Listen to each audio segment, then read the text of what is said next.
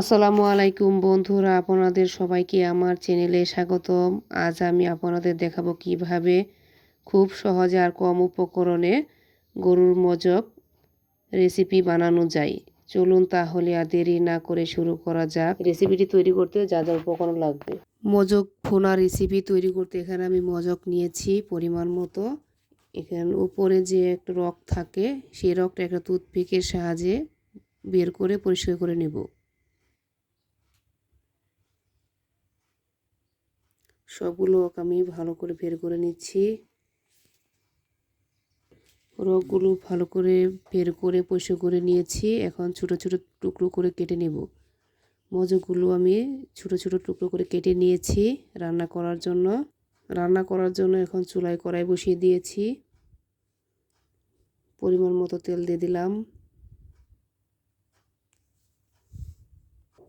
এখানে কেটে রাখা পেঁয়াজ কুচি দিয়ে দিলাম ভাজার জন্য। প্রথমে পেঁয়াজটা ভেজে নিচ্ছি। এখানে আস্ত কিছু মশলা দিয়ে দিচ্ছি, দারুচিনি, এলাচ, শুকনো মরিচ, তেজপাতা। এলাচটা থেতো করে দিয়ে দিয়েছি। সবগুলো শুকনো মশলা এখন পেঁয়াজের সাথে ভালো করে ভেজে নিচ্ছি।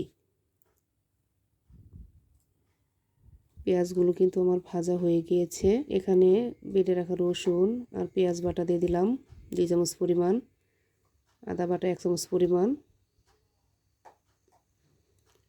এখানে ধনিয়া বাটা 1 চামচ পরিমাণ। সবগুলো মশলা এখন ভালো করে ভেজে নিচ্ছি।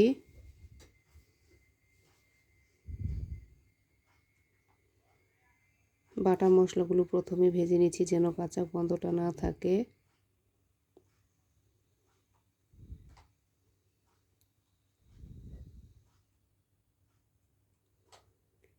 বেটে রাখা মশলাটা কিন্তু ভালো করে ভাজা হয়ে গিয়েছে। এখন বাকি মশলাগুলো দিয়ে দিব পরিমাণ মতো করে।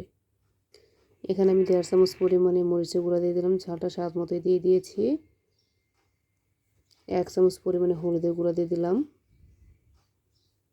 লবণটা আমি ছোটো চামচে 1.5 চামচ পরিমাণে দিতে দিলাম। সবগুলো মশলা আমি স্বাদ মতোই দিয়ে দিয়েছি। আর এখানে ধনিয়া বাটা দিয়ে দিয়েছিলাম। সবগুলো মশলা এখন ভালো করে কষাবো। মশলাটা কিন্তু আমি একটু সময় নিয়ে ভালো করে কষিয়ে নিয়েছি।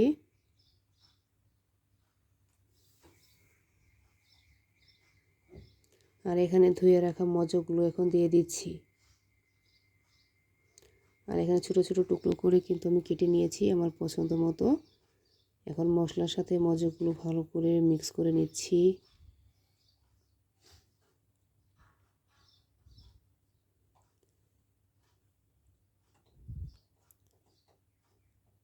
মশলার সাথে মজগুলো কিন্তু ভালো করে মিক্স করা হয়ে গিয়েছে। এখানে কেটে রাখা কিছু পেঁয়াজ কুচি দিয়ে দিলাম, দিয়ে ভালো করে আবার একটু নেড়ে নিচ্ছি।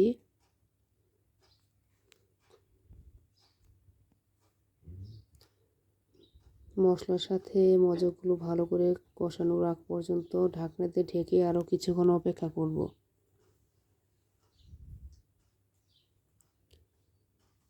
মশলার সাথে মজগুলো ভালো করে কষানো হয়েছে কিনা আবার একটু দেখে নিচ্ছি। আমি একটু সময় নিয়ে ভালো করে কষাচ্ছি।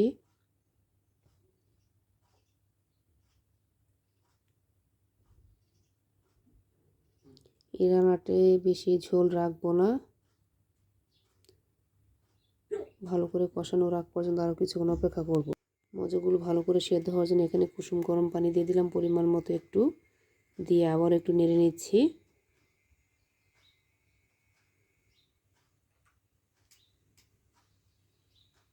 সেদ্ধ হওয়ার আগ পর্যন্ত ঢাকনা দিয়ে ঢেকে আরও কিছুক্ষণ অপেক্ষা করব।